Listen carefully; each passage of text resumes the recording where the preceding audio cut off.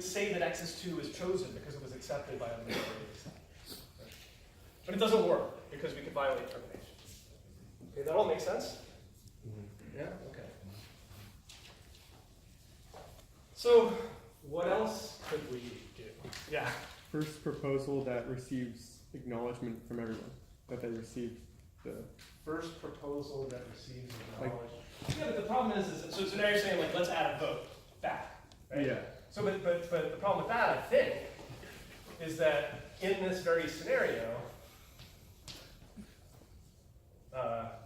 like it needs to receive an acknowledgement that everyone has. like, so none of these proposals, irrespective of who they send the act back to, none of the proposers will get a vote from everyone, right?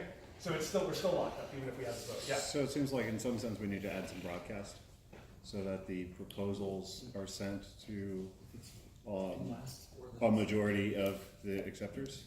Or the number of proposers has to be less. That doesn't help because let's take the scenario again, and let's imagine that this guy sent it to all the proposers, but it arrived after. We still get locked up, right? So more messaging isn't going to get us out of this. Yeah. Maybe this is like not even smart way to do this, but we can run them all in series to first have the results of the previous one inform the next one. How do you mean? For example, acceptor A runs its program and gets the result and then passes that along to A2. And if acceptor A were to go down, what would A2 do? So, okay, so there's one move that nobody's thought of though, which is that who says we have to accept the first proposal? Why don't we accept all of the proposals? Everything up there, but accept all, like, so kind of the takeaway from this is fucked, right? Because you can lock into something and never be able to get out of it. And you're never going to satisfy termination in such a situation, which means acceptors must be able to have a way to change their minds. Right? If we want to get out of this, like, the only way to get out of this is to have two or more acceptors, no, to have at least one acceptor say, you know what, psych, I'll actually accept X equals 1 after all. Then we're fine. Right? And that'll never happen if acceptors accept the first value you choose. So it's tempting to say, what happens if acceptors accept all values? You think that's going to work? I doubt it, because you're still in the straw man column. Huh? Oh, you think that once I go to another column, it's going to start being the legit stuff. We'll see. Well, anyway, so I don't think it's going to work. I don't think it's going to work. Let me show you why I think it's not going to work.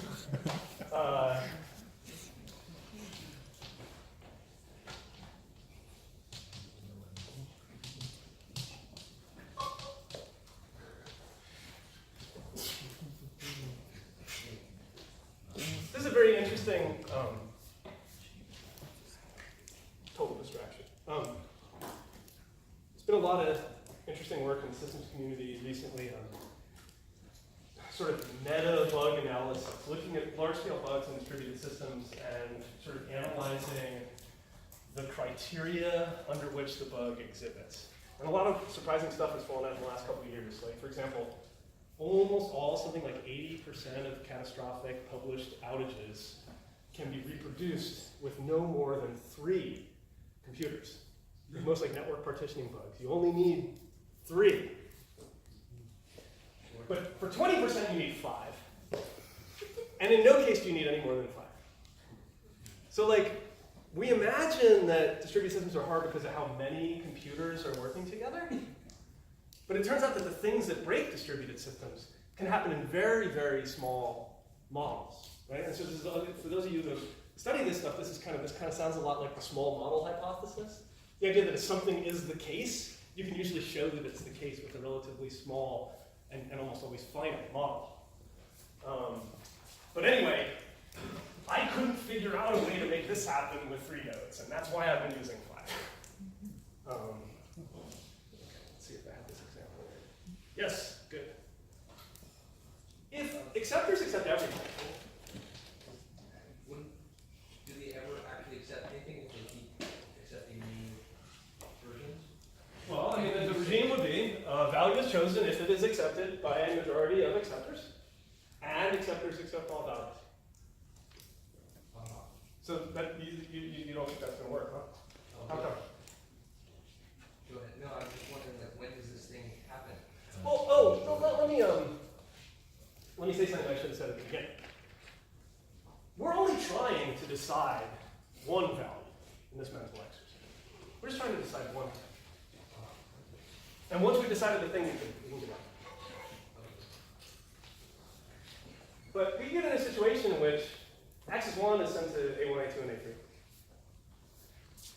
And, you know, x is 2 is sent to A5, A4, and A3. And now we have the following problem, which is that x is chosen, and y is chosen.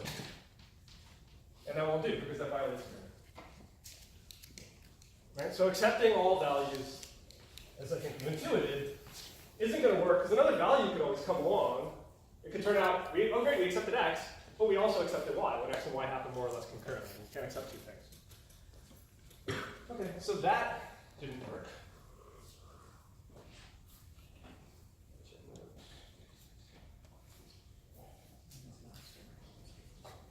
What went wrong? Well, arguably what went wrong in this picture is that A5, also playing the role of a proposer, shouldn't have done that. Right? Because x was already chosen. X is 1 was already chosen. A5 shouldn't have suggested something that conflicted with something that was already chosen. This would have been fine, of course, if A5 had asked everyone to decide x equals 1. Right? So maybe, and this is the bit that's a little bit fussy, but we did just learn about two-phase commit. So maybe what we want is like a two-phase protocol, like two-phase commit. A protocol that begins, and I'm just going to sketch this in a very fuzzy way, but a protocol that begins, and I'm going to, is there any colored chalk left? Because this is going to get really fucked up. Okay. Let's see. No, yes. A3 could have witnessed the conflict. Say again? Like A4 and A3 could have witnessed a conflict there. A3, yeah, A3 is in this position in which it's like ruh-roh, but we had already decided that everybody has to accept everything. And this is just a way of saying, like, no, that's not going to work. So you're right, your head's in the right place. Like, A3 is going to need to resolve this conflict. But before we go there,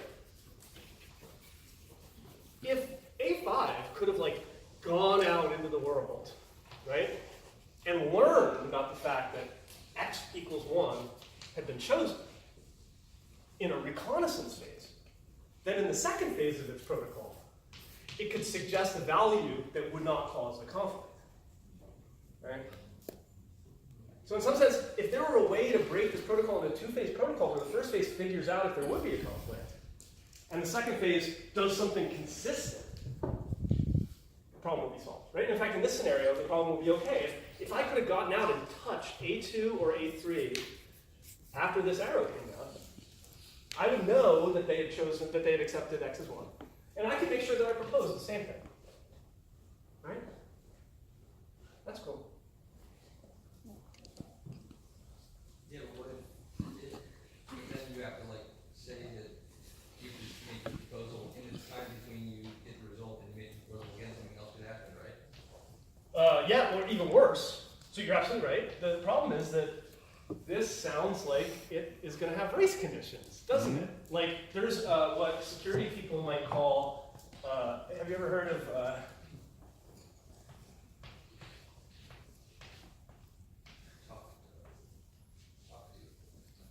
the talk to you vulnerability? You ever heard of that? It's like time of check to time of use. You like check if it's safe to do something. And then while you're looking at the result of whether it was safe, it changes to something unsafe, and then you do it. You can't check something and do it at the same time, right? Because checking and using are a compound operation that you want to be atomic, right? So this smells like a time of check to time of use, right? Because what would happen if, like, this went down just like I said? This person says x equals 1, and because it gets to a majority of nodes, we say at this point that this is chosen. You can't come back from that. Chosen. But what if you did your recon phase out here, and you're like, it's cool. Like, at more or less the same time, concurrently, and that happens before sense, A1 and A5 start up. And they do, the A1 does its recon phase, everything's copacetic, it passes x equals 1. As it's starting to pass x equals 1, A5 does her recon phase. Everything's copacetic, she says x equals 2, we're screwed again. So, what's the takeaway from this? The takeaway from this is that the recon phase is going to help a lot. The recon phase is going to discover that something was already chosen in the vast majority of cases, but there's still a goddamn race condition that could get us back in the situation we were in here and violate agreement. So now we're at another point where we're like, okay, two-phase protocol helps, but we're not done yet. We're still going to need to deal with the case where the first phase doesn't notice anything. And in the second phase, as you pointed out, A3 sees two values, can't choose the first one, can't choose them all, needs to choose something. Another way of putting that is, A3 needs some kind of deterministic tiebreaker. I say tiebreaker because only one of these two protocols at the end of the day has to be chosen. And I say deterministic because why? Hmm? You want it to be execution within. You want it to be the same thing each time. Well, that's nice, but that's not required. I want it to be deterministic for another reason. I totally agree. Like, determinism is great for debuggability. To apply a total order? To apply a total order, why do you say that? In some sense, I could choose a total order here. You're right, but what's the concern? Remember quorum replication. More than one order? Yeah, so what if there was actually like two acceptors that saw the same messages in two different orders? We want them to break the tie in the same way, or else we're going to have conflict. Right? So it has to be the case that x equals 1 and x equals 2 touch down here, x equals 1 and x equals 2 touch down here. Why did it happen? Because of a race condition, because our recon phase was nullified. They both have to make the same decision, either x equals 1 wins or x equals 2 wins, so that we satisfy agreement. What's that? Based on the value itself. That's interesting. The lowest number or the hash rate or whatever. Yeah, no, I mean, I think the problem with that, well, there's a couple problems with that. I mean, one would be, it's kind of attributing too much semantics to the values. You're going to end up in a situation which lexicographically lower values win out over lexicographically higher ones. We'd like something not tied to the value domain. Right? How do you think we could do it? The first thing I say is obviously we need a way to take proposals and order them. So it's not enough to say x equals 2. You need something that is ordered. And it has to be what kind of order? A total order. Right? Because every pair of proposals has to be orderable by it. So it could be a number. You could use natural numbers. Put some number on proposals. And we say, like, if n is greater than m, the proposal with value n wins. Okay, that's fine. What does that do in this case? Huh? Well, because like, let's just say, I haven't told you about anything about how we generate these numbers, but let's imagine that this was proposal number 27, and this was proposal number 4. We would say that 27 won. okay. Why did I say that the higher number won? Well, I'm doing two things. I'm assuming that the proposals are sort of increasing monotonically, Yeah. and the later proposals are also later in time. We'll talk about that, why I think that's desirable in a minute. And then we're going to say, the latest proposal wins. Okay, why do you think we want the latest proposal to win and for the proposals to be ordered consistent with time? So it looks like a stateful updates or something in order. That's a good intuition, and that would be true if we were trying to value a score that had values that were changing over time. But remember, we're only trying to decide one thing. So like, you'd be absolutely right if we were like modeling a time varying variance or something like that. We're not. We're just trying to decide, yeah. Will this be for strong consistency? But why would the ordering matter with respect to, so why would we prefer the later ones? Or I mean durability, because like if we write x equals 1, then x equals 2, and if you were to do a redo on x equals 2. Well, no, because remember, we're not modeling a variable x that evolves over time, that at one time has a variable 1 and some future time has a variable 2. We're just trying to solve the consensus problem of what is the damn variable, the value of x. You had something in the back second. Yeah. If one process sees two values, it starts the vote again, sends out, so it sees two processes, one value n, one value m. If n is bigger, it sends out requests. No, nobody's saying anything about sending. We're just saying about an acceptor. Remember, is a box that has to accept a value. And we're saying, what value does it accept? But if A gets two, A has two proposals right there, right? A3, yeah? A3. Uh-huh. And it can't choose which one, it can't choose the first one, it can't choose both of them. So it sends out the greater of them and starts the whole, like, as a new proposal. Just says, So, I mean, I'm a little confused by the answer, because the question was, why did we want numbers that were increasing? And you're talking about a new protocol where A sends out messages. A5's been working longer. Yeah, so there's something going on there, right? So this is the intuition I want you to take away, right? This is like a recurring theme in this class, right? In distributed systems, sometimes somebody starts doing something and dies before they finish doing it. Things get partly done. And if we always chose, let's just assume that we're mapping the numbers to logical time. That is to say, if n is higher than m, n sort of happened after m, more recent, okay?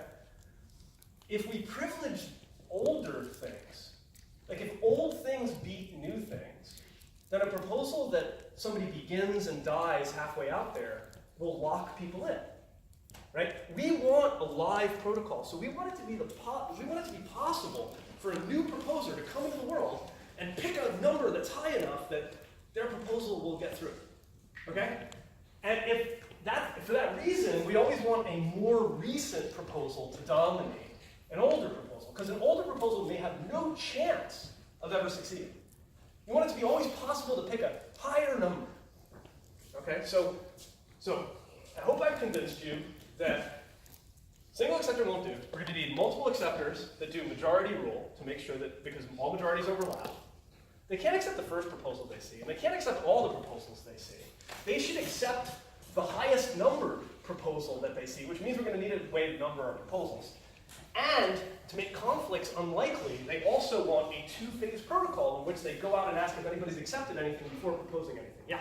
okay, so is every process that's proposing something, proposing it to all of the other processes? That seems like a reasonable way to do it. Okay, so I mean, not just like in before- quorum replication, because we only need a majority, you don't need to do that. But in practice, you probably would. Okay. So like if there's 3 nodes, I could just send to 2 nodes, betting that they're close by and up. But I probably would send to 3, because any 2 will do. Does that make sense? Yeah. So I haven't always shown it sending it to all. In practice, it probably would, but it doesn't need to. Yeah.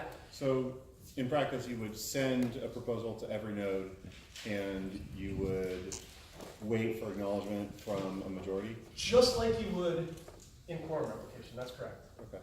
Okay, so I haven't, now remember, I just want to emphasize, I haven't shown you Paxos yet. These are all toy protocols that are like beginning to resemble Paxos, Yeah. beginning to have all the sort of features that it's going to turn out Paxos has. And as I said, the argument I'm trying to make is like, these features, it kind of does just seem like this huge heap of things that we've studied.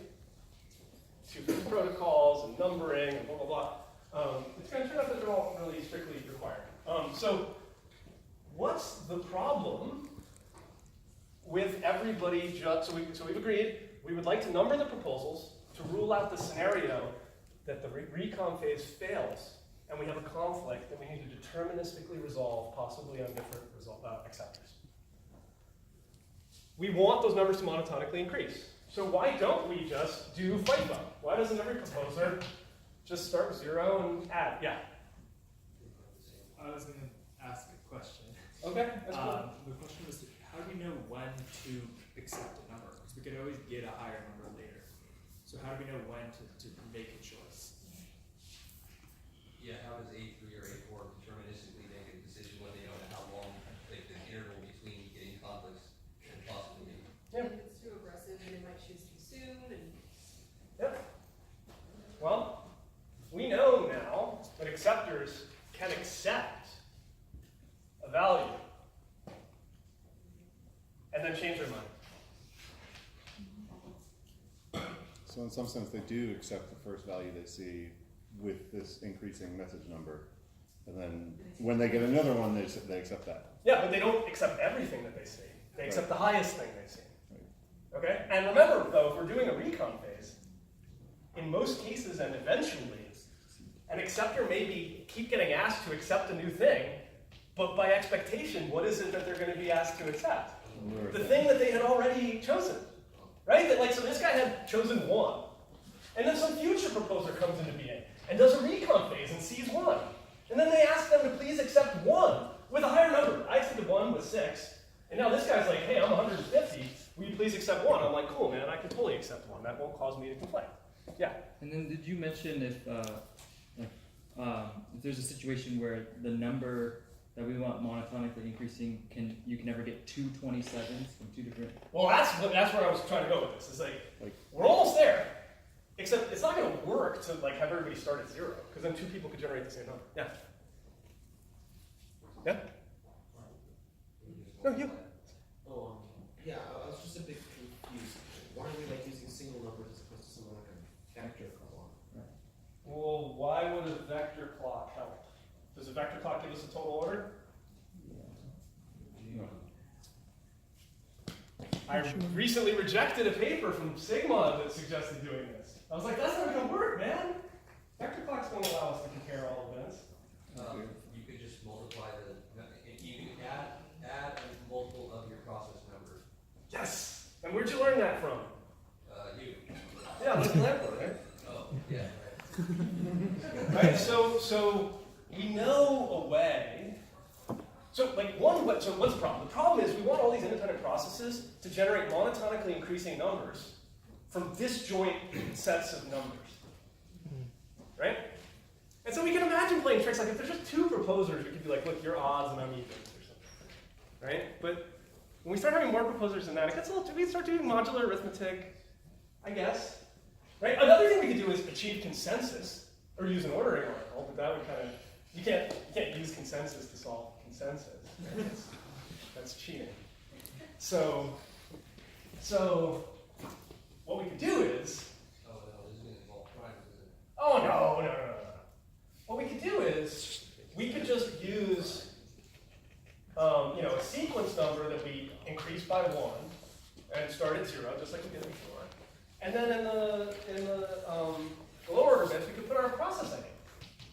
And then the idea would be we could always compare 2 numbers, and if one sequence was dominated by the other, the ordering would reflect that. And in the unlikely event that 2 people had picked the exact same integer, their process ID would break the tie.